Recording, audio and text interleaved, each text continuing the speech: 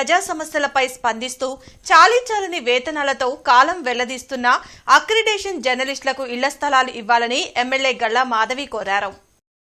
అదేవిధంగా సోషల్ మీడియాలో మహిళల పట్ల అసభ్యకరమైన వ్యాఖ్యలను చేస్తున్న వారిపై కఠిన చర్యలు తీసుకునేలా చూడాలని సూచించారు.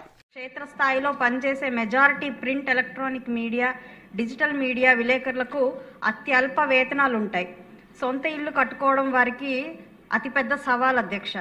వృత్తిలో స్థిరత్వం, నిర్దిష్టమైన పనివేళలు ఉండవు అధ్యక్ష.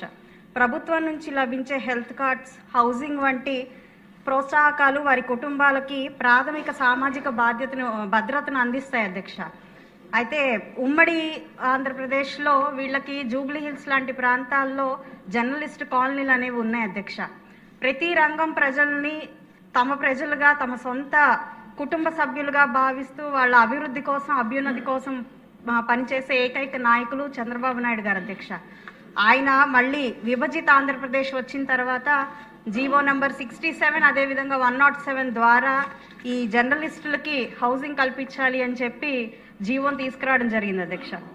అయితే దాన్ని ముందుకు తీసుకెళ్తూ ప్రతి జిల్లాలో అక్రిడేషన్ ఉన్న జర్నలిస్టులకి ఇళ్లు స్థలాలు లేదంటే హౌసింగ్ ఫెసిలిటీని కల్పించాలి అని చెప్పి మీ ద్వారా గౌరవ చంద్రబాబు నాయుడు గారిని కోరుకుంటున్నాను అధ్యక్ష.